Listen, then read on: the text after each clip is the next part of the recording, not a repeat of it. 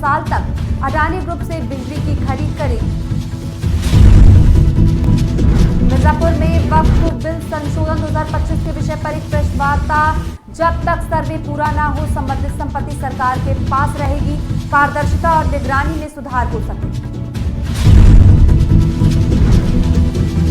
आगरा में ताजमहल को तेजो महल बताकर जलाभिषेक किया। रामजी लाल सुमन की जीप काटने का ऐलान। महिला समेत 5 लोग गिरफ्तार।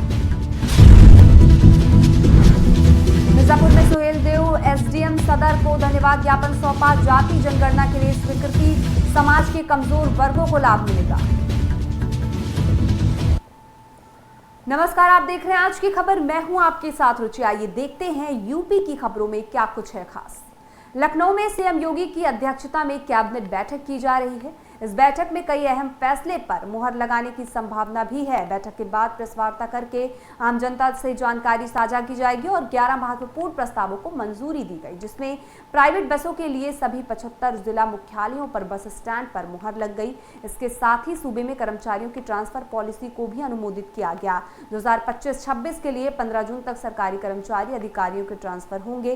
कैबिनेट मीटिंग में यह भी तय हुआ कि यूपी सरकार अगले 25 साल तक अडानी ग्रुप से ही बिजली खरीद करेगी।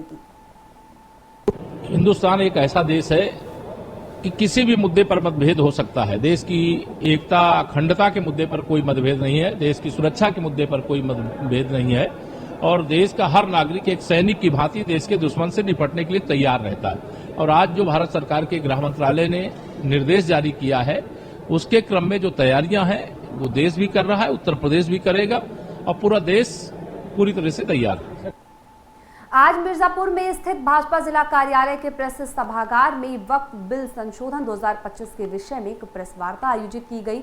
यहां कार्यक्रम भाजपा व नगर पालिका परिषद मिर्जापुर के अध्यक्ष श्याम सुंदर केसरी ने की है। काशी क्षेत्र के उपाध्यक्ष तथा मिर्जापुर के जिला प्रभारी सरोज कुशवाहा ने बताया कि मोदी सरकार द्वारा संसद में पारित वक्फ अधिनियम 2025 पारदर्शिता, जवाबदेही और संविधान सम्मत धार्मिक स्वतंत्रता सुनिश्चित करने की दिशा में एक अहम कदम है, जिससे अब वे किसी भी संपत्ति को एक तरफा वक्फ घोषित नहीं कर पाएंगे। अब संपत्ति को वक्फ घोषित करने के पहले 90 दिन की सार्वजनिक सूचना देना अनिवार्य होगा और साथ ही सरकार को उन सभी सरकारी संपत्तियों को पुनः प्राप्त करने का अधिकार मिलेगा जिन पर वक्फ के रूप में गलत दावा किया गया है। अधिनियम के तहत एक वरिष्ठ अधिकारी के नेतृत्व में संपत्तियों का सर्वे कराया जाएगा और जब तक सर्वे पूरा ना हो संबंधित संपत्ति सरकार के पास रहेगी। विधवा, तलाकशुदा और अन्यथा महिलाओं की अनाथ महिलाओं की भरण पोषण की भी वक्फ आय से सुनिश्चित किया जाएगा।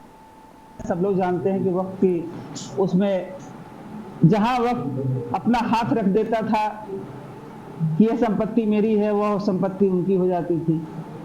अब वो उसमें काफी गरीब लोग भी होते थे, एक धार्मिक नियम उसमें अनुसार था। लेकिन आज इन्हीं सब चीजों को लेकर संशोधन किया गया है। इसी संशोधन में है कि अब कोई भी संपत्ति केवल ये कह देने से कि वक्फ कोर्ट की संपत्ति है, ये नहीं हो जाएगी। अगर वक्फ की संपत्ति है तो आप उसको साबित करिए, सबूत दीजिए और आम पोर्टल पे जारी कीजिए कि ये किसकी संपत्ति है, कहां से आई है, किन लोगों ने दिया है, इस पे आपको बताना पड़ेगा। अगर किसी ने उस पे याचिका दाखिल करना चाहता है तो 90 दिन के अंदर कोर्ट में भी वो दाखिल कर सकेंगे। ये है हमारे वक्फ की। इसमें पहले था कि उसमें सदस्य केवल एक समुदाय के लोग ही हुआ करते थे, लेकिन आज ऐसा नहीं है। इस संशोधन में अब उसमें अन्य सदस्यों के अलावा 2 सदस्य हिंदू के भी रहेंगे, 2 मुस्लिम महिलाएं भी रहेंगी उसके अंदर। पहले इसमें मुस्लिम महिलाओं को हक नहीं मिलता था, गरीबों को नहीं मिलता था, वंचितों को नहीं मिलता था। अब ये सबके लिए है। जिन घरों में पुरुष नहीं हुआ करते थे उनकी संपत्ति वक्फ को चली जाती थी, आज ऐसा नहीं होगा। अब इस संशोधन के द्वारा अगर उसमें केवल महिला है तो महिला के नाम भी उस वक्फ संपत्ति का फायदा महिला। आगरा की एतमादुल्ला पुलिस ने मीरा राठौर समेत 5 को जेल भेज दिया है। बताया जा रहा है कि महिला ने समाजवादी पार्टी के सांसद रामजी लाल सुमन की जीप काटने वाले को 1 लाख रुपए के इनाम के तौर पर देने का ऐलान किया था।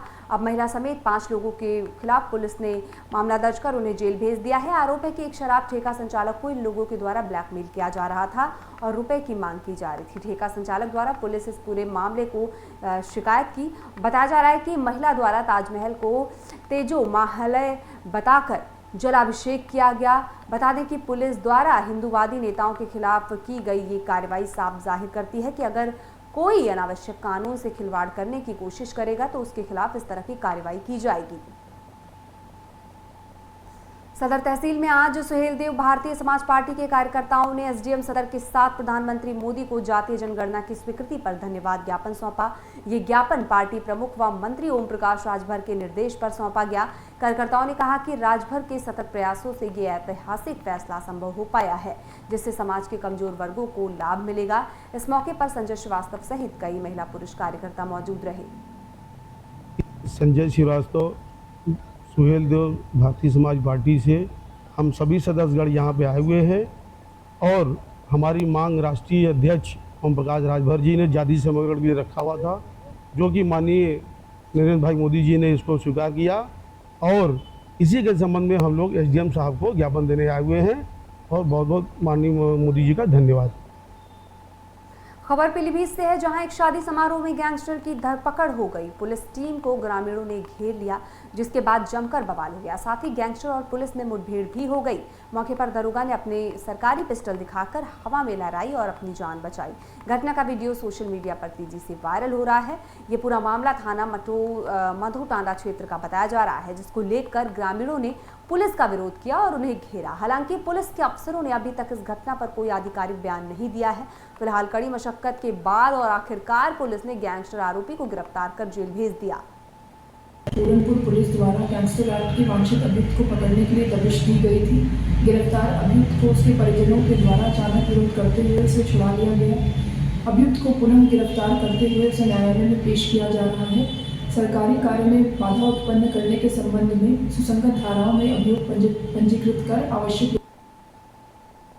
झांसी में एक स्पा सेंटर की आड़ में सेक्स रैकेट चलाया जा रहा था और स्पा मसाज के नाम पर ग्राहकों से मोटी रकम वसूली जा रही है। पुलिस प्रशासन जानबूझकर नजरअंदाज करने में लगा हुआ है। अब सवाल ये उठता है कि क्या हर गली व शहर में खुल रहे स्पा सेंटर से युवा पीढ़ी को नरक में धकेला जा रहा है। आधुनिकता के दौर में लोग कम समय में ज्यादा रुपए कमाने की चाहत में कोई भी सही गलत रास्ता चुन रहे हैं और आजकल युवा पीढ़ी को लुभाने और ऑफर देकर शहर में जिस्म फरोशी का धंधा जोरों से चल रहा है। ऐसा नहीं कि इसकी खबर थाने की किसी अधिकारी को ना हो, लेकिन मजाल है कि कोई किसी तरह की कार्रवाई इन पर हो। अवैध कारोबारी पैसे के लालच में जिस्म फरोशी का कारोबार करने तक उतारू हो गए हैं।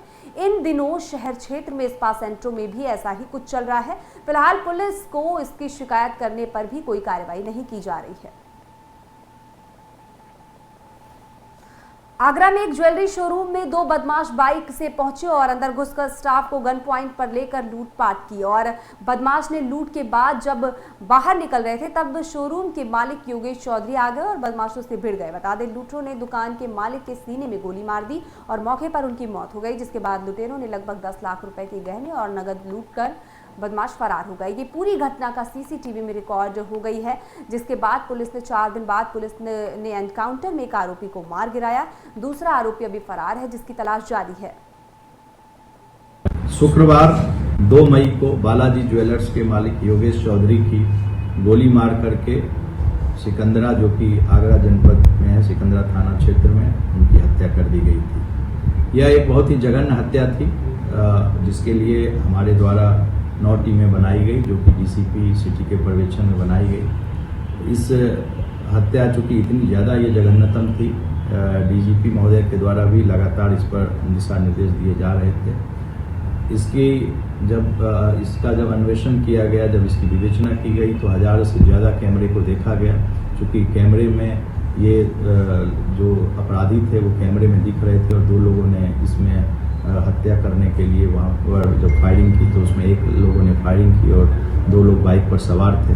इसके अलावा जब इस तफ्तीश में विवेचना के दरमियान ये पता चला कि अमन का भाई सुमित वो भी इसमें शामिल था और जो 3 लड़के एक बाइक पर दिख रहे थे उसमें 2 भाई ये अमन और सुमित थे और तीसरा जो फारूक था वो बाइक को चला रहा था। फारूक अभी यहाँ से फरार है, उस पर हमारे द्वारा 50,000 रुपये का रिवार्ड घोषित किया गया है। सुमित को पुलिस ने गिरफ्तार कर लिया। इसके अलावा अमन को पुलिस ने गिरफ्तार करके उसके पास से जो लूटी हुई जो भी सामान थे, जो चांदी के और सोने के थे, उसको पुलिस ने। यूपी के पीलीभीत में एक दुधमुही बच्ची कुपोषित रोग का शिकार हो गई। गांव के आंगनवाड़ी और बच्ची के परिजनों के साथ अस्पताल लेकर पहुंची, जहां डॉक्टरों ने बच्ची का इलाज करना शुरू कर दिया। आपको बता दें, डॉक्टरों का कहना है कि बच्चों को भरपेट मां का दूध व उनके शरीर में तमाम चीज़ों की भरपाई ना हो पाने की वजह से कुपोषित का शिकार हो जाते हैं। वहीं अस्पताल के डॉक्टरों ने कहा कि बच्ची का इलाज अस्पताल में किया जाएगा और जल्द ही उसे ठीक किया जाएगा। ये नित्या जो बच्ची जो है ये मतलब कुपोषित है। कुपोषित का मतलब ये मैम में है, इसका इलाज यहीं बिलसंडा से हो जाएगा। और अगर ये अति कुपोषित होती तो इसका इलाज NRC पीलीभीत में 10 से 14 दिन भर्ती करा के इसका इलाज होता। कुपोषित होने का रीज़न यही होता है कि बच्चे को सही ढंग से डाइट नहीं मिल पाती। जैसे बच्चा अगर माँ का दूध पी रहा है तो माँ वक्त पे टाइम से दूध नहीं पिला पाती है। वो 2-2 घंटे 3-3 घंटे यूं ही, जब तक बच्चा रोता नहीं है दूध नहीं पीता है बच्चे को। यूपी की बुलेटिन में बस इतना ही। ऐसी और तमाम खबरों के लिए हमारे साथ बने रहिए और देखते रहिए आज की खबर।